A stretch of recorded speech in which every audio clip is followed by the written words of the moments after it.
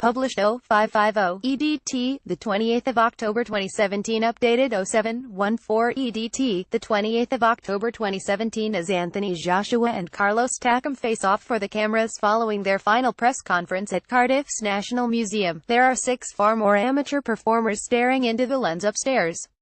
I, along with 5 other intrepid reporters, have come to the Welsh capital to learn how to be a boxing ring announcer under the tutelage of Godfather MC, Michael Buffer. We will undertake the Master of Buffer Association. No, really. And the class will prove to be one of the most enlightening and embarrassing few hours of our lives. All in the name of fun, they said. Scroll down for video. Iconic ring announcer Michael Buffer has become the voice of boxing over the past 35 years. Before Anthony Joshua, Carlos Takam, Sportsmail's Daniel Matthews took part in a masterclass alongside a worrying number of photographers and video cameras. We are housed in a courtroom for the most public of trials. The workshop, we are told, would be split into 4 separate modules: preparation, pronunciation, presentation and performance. But before we meet the main man, the MC for our MC class with an MC, the suitably named Ian Variking, talks us through some house rules.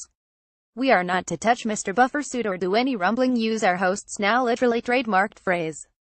It's not entirely clear whether he is joking, but neither are we given a chance to ask. It's time for us to introduce ourselves to our classmates and the cameramen gleefully documenting our public humiliation. I am given the unenviable task of following a man who refers to himself as Cheeky Sport Dave, and who, to use the technical term, mugs the rest of us off royally. A natural in front of the camera, Mr. Dave performs a polished impression of Mr. Buffer, leaving the whole room laughing and the other participants crying inside. The 72-year-old revealed the secrets to the trade and how he has remained at the top. Buffer will be between the ropes for the heavyweight showdown in Cardiff on Saturday, choosing to chase sympathy laughs rather than applause. I opt for the less heralded MC approach of mumbling quietly and monotonously. After meeting the rest of the lambs on their way to slaughter, we are finally introduced to Mr. Buffer, a 72-year-old poster boy for dermatologists and dentists everywhere. He had, it turned out, been listening in all along from behind a curtain. Samuel, he says in my direction, we need to work on your game. It was an encouraging start.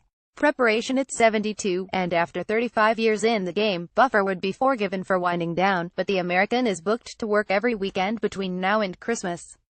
I'm actually a survivor of throat cancer, so I'm very, very careful with my voice. Buffer, speaking on behalf of William Hill, the official sponsor of Joshua vs. Takam, later tells Sportsmail, I'm 8 years recovered now.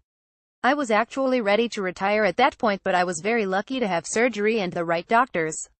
I didn't have to have chemotherapy or radiation, and 30 days after surgery I was back to work. The secret to staying vocally in shape, he explains, is a well-rehearsed routine that ensures he looks and sounds the part come fight night.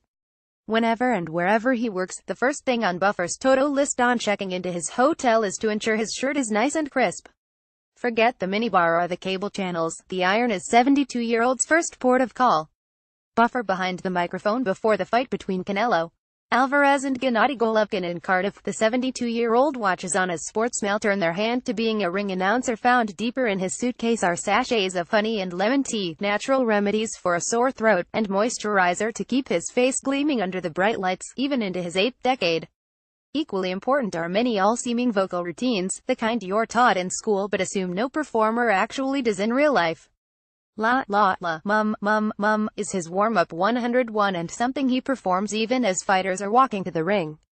After his demonstration, it's our turn to get those chords firing on all cylinders. Having lulled everyone into a false sense of security with my Loki introduction, I repeat after him with all the gusto of the fanboy I am. Very good, is his verdict.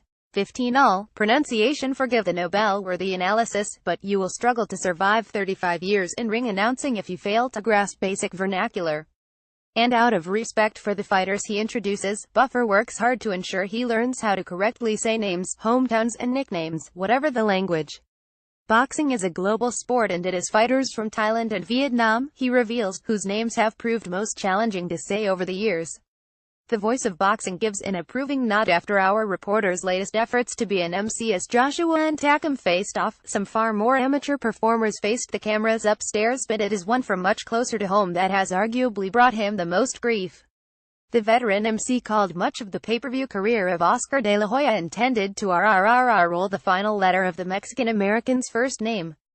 But his insistence on referring to the golden boy as Oscar once prompted an angry academic with far too much time on his hands to confront him ringside and inform him that in Spanish, a single R is never rolled. Buffer, who admits to having flunked the 2 years of Spanish he studied in school, reminded the man that this was show business, not Spanish class. And in show business, you're allowed to be liberal with the rules, thus rendering the academic's point, and arguably this whole module, totally redundant. Presentation as a boxing announcer, it's not a great deal of use sounding the part if you look like you've just climbed out of a bin. And even for our class, the 72-year-old is as immaculately turned out as ever. His usual ring attire of dinner jacket and bow tie is gone. Instead he dons a navy blazer, check-edged shirt and tortoise-shell-rimmed glasses. The tie and pocket square are matching. Of course they are. This isn't amateur hour. Buffer gave the students in his class advice on how to present yourself when behind them. Me classmates, on the other hand, are wearing a mix of tracksuits, shirts and caps. In true sportsmail style, I raced into the clubhouse lead, having been the only one to show up in a suit and tie. To help out his bedraggled class, Buffer gives a quick run-through of basic do's and don'ts. Always do up your top button. Noted. Only wear a bow tie with a dinner jacket.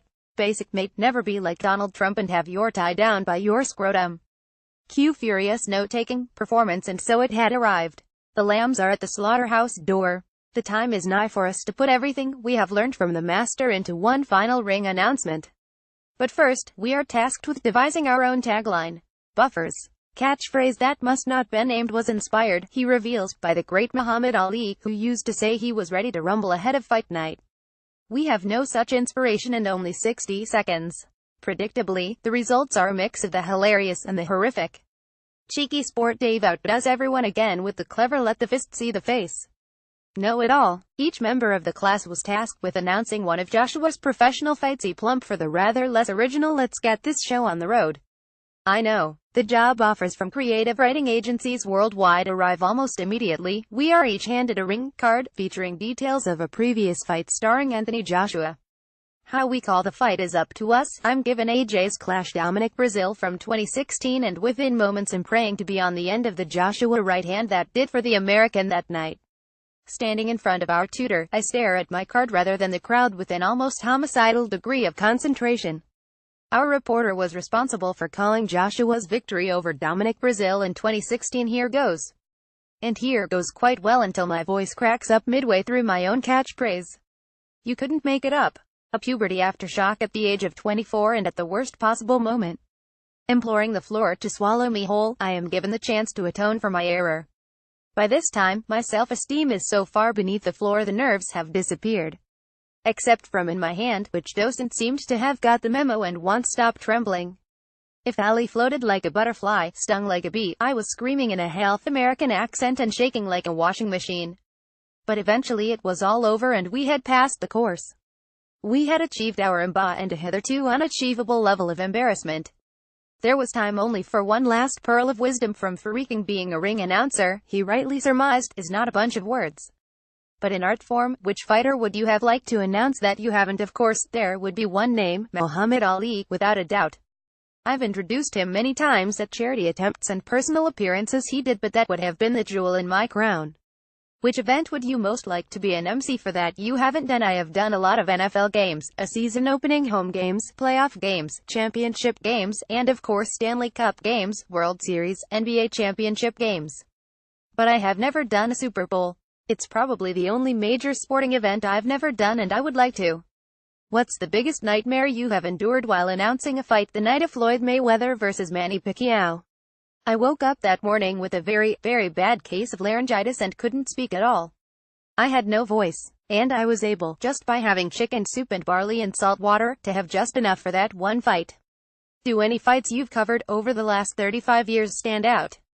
I'm not just saying this because I'm here, but one of them has to be just a few months back at Wembley Stadium with 90,000 fans for the Vladimir Klitschko-Joshua fight, which turned out to be one of the great heavyweight fights of the past 25 years. How did you get into being a ring announcer? When my eldest son was 13, we were watching fights on TV and my son said, "Dad, you could do that."